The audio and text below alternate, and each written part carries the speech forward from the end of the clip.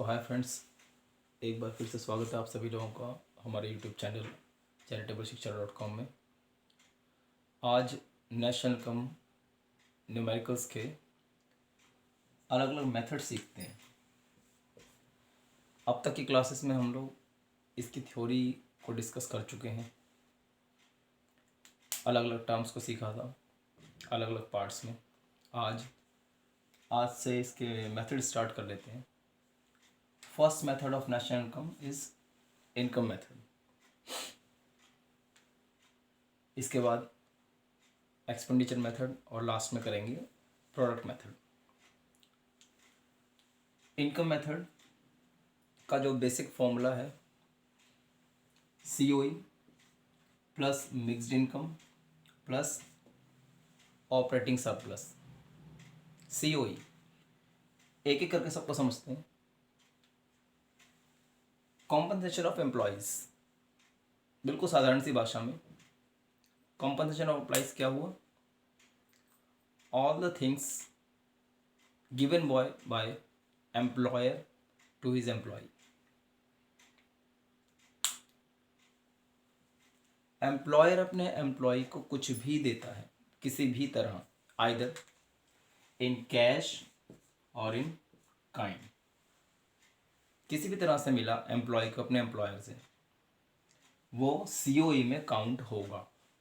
Compensation of employees either in cash और kind. In cash में wages salary हो गई हमारी, और इन काइंड में मान लीजिए free accommodation, free servant, free vehicle, कोई भी फैसिलिटी कंपनी की ओर से एम्प्लॉय को दी जा रही है other than salary, other than cash wages, that's those all comes under the in kind COE, in kind compensation of employees. Cash wages, cash salary मिले वो एक अलग चीज़ है, उसे इन कैश में काउंट करेंगे। तो ये छोटी सी बात COE की हुई। या इसके लिए एक और टर्म आएगी आपकी social security. Social security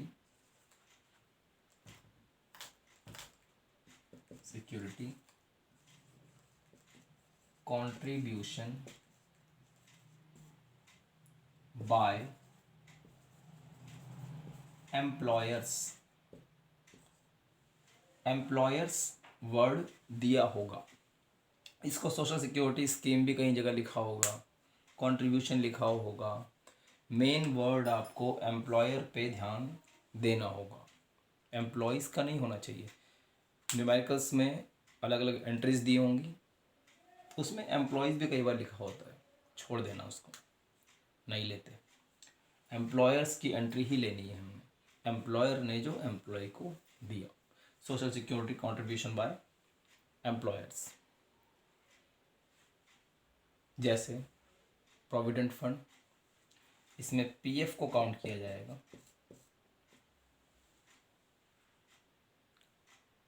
retirement pension एक टर्म आती है,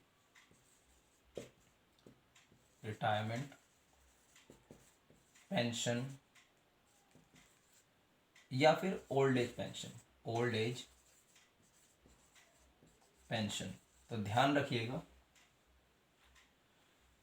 प्रोविडेंट फंड नेशनल इनकम में काउंट होगा, रिटायरमेंट पेंशन नेशनल इनकम में काउंट होगी, ओल्ड एज पेंशन काउंट नहीं होगी।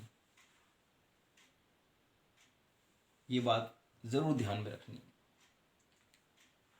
रिटायरमेंट पेंशन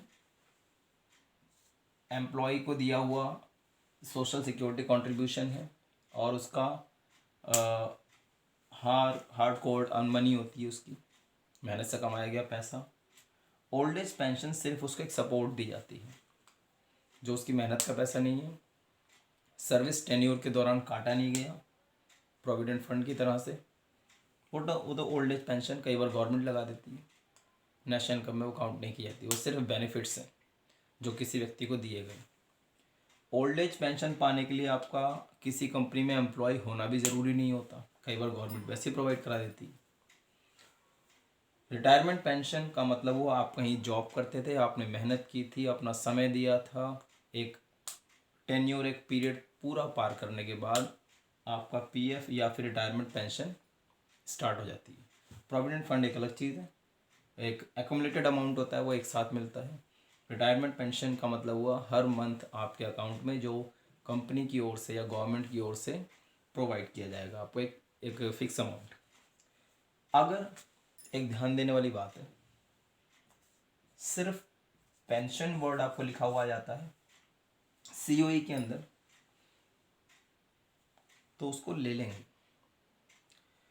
सिर्फ पेंशन को रिटायरमेंट पेंशन कंसिडर किया जाता है, उसको ओल्ड एज पेंशन नहीं मानेंगे, रिटायरमेंट पेंशन ही एज ए रिटायरमेंट पेंशन उसे कंसिडर करेंगे, इसको ले लेंगे। और अगर आपको सीओई वर्ड दिया गया है डायरेक्टली, उसके साथ साथ आपको सैलरी भी दी है, वेजेस भी दी हैं, या ये कोई भी टर्म दे रखी है, कुछ भी नहीं लेना, डायरेक्टली सिर्फ और सिर्फ सीओई लेना है। क्योंकि मेन हेड आ गया आपके पास, एंट्री सबसे बड़ी एंट्री आ गई, तो उसके पार्ट्स नहीं लेना। These all are the parts of COE. अगर सीओई वर्ड नहीं दिया गया तो उसके पार्ट्स लिए जाएंगे, सीओई डायरेक्टली दिया है तो उसके पार्ट्स नहीं लिए जाएंगे। आगे बढ़ते हैं। मिक्स इनकम, इंडियन इकॉनमी के अंदर या फिर बाहर के देशों में भी लोगों की आमतौर पर मिक्स इनकम बहुत होती है। ऐसी इनकम जिसको अलग से काउंट करना, अलग से कैलकुलेट करना मुश्किल होता है, उसको हम मिक्स इनकम में काउंट करते हैं। मिक्स इनकम जैसे फॉर एग्जांपल एक व्यक्ति अपनी शॉप पे काम करता है, कई बार वो अकाउंट मेंटेन करने बैठ जाता है, कई बार वो कोई एम्प्लॉय नहीं आया उसका भी काम करता है, कई बार वो सेल में परचेज में खुद ही हेल्प करता है। एक तरह से देखा जाए उसकी एक सेल्फ सैलरी बन जाती है, खुद की सैलरी, खुद का खर्चा, वो किसी और का न देके खुद उस काम में लगा, खुद हार्ड वर्क किया, वो पैसा बचा उसको, वो उसकी इनकम ही कहलाएगी। एक तो शॉप से प्रॉफिट आया उसको, बिजनेस के अंदर एक खुद के लगने से जो पैसा बचा, एक्सपेंस बचा, वो उसकी इनकम ही बन जाती है, इनकम जनरेट होती है, तो उसको मिक्स इनकम में काउंट कर लेते हैं।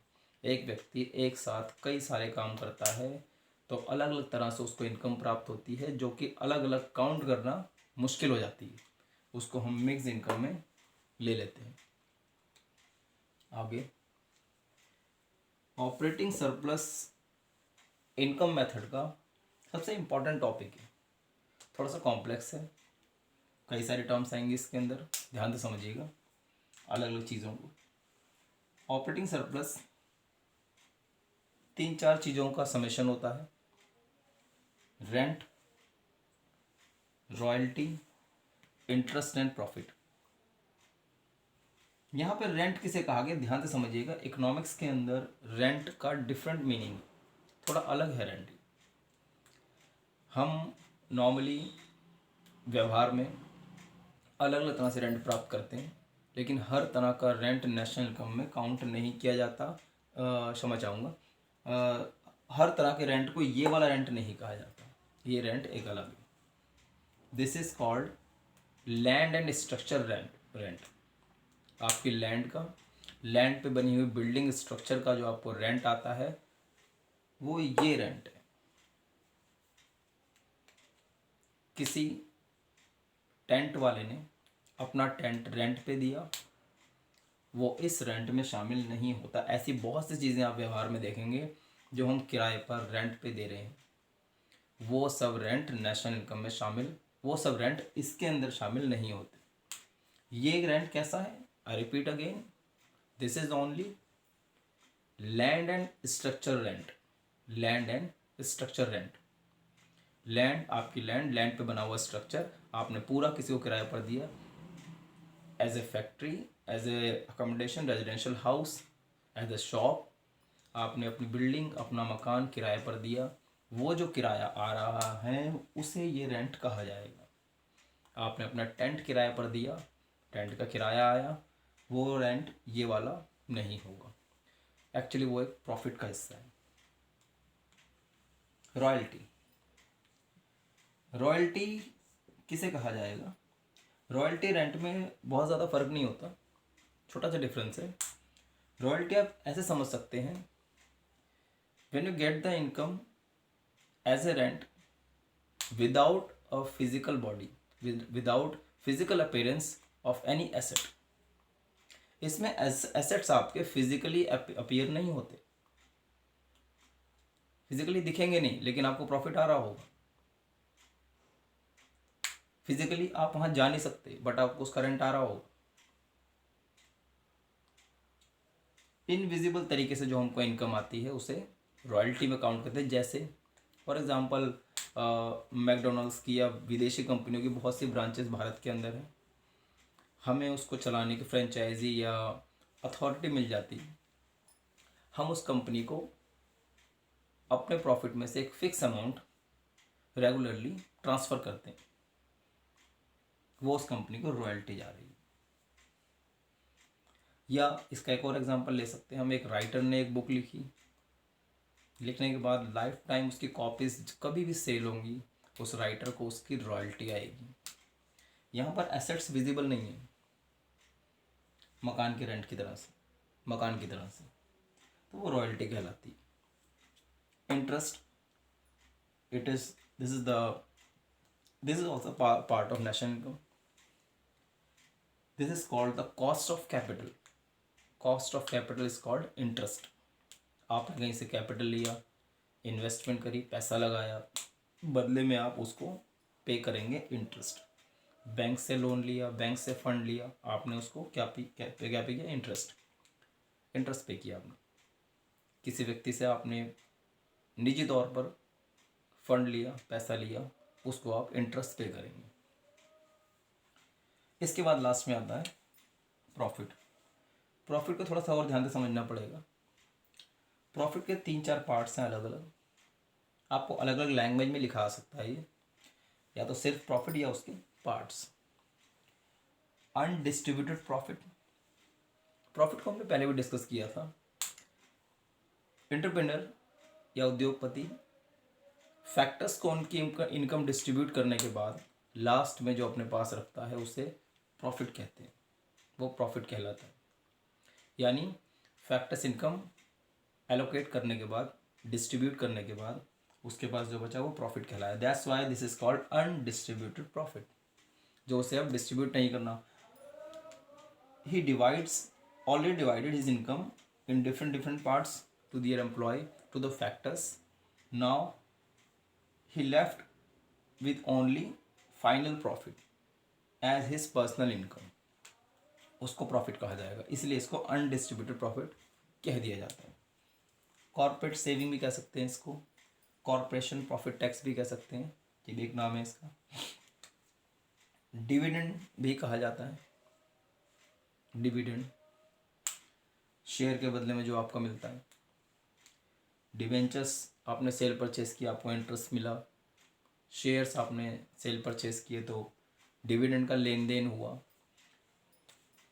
वो भी नेशनल इनकम का ही पार्ट होता है। So these all 4 are the part of profit. I repeat again, keep in mind, if profit is directly given, you don't need to add on any of these entry.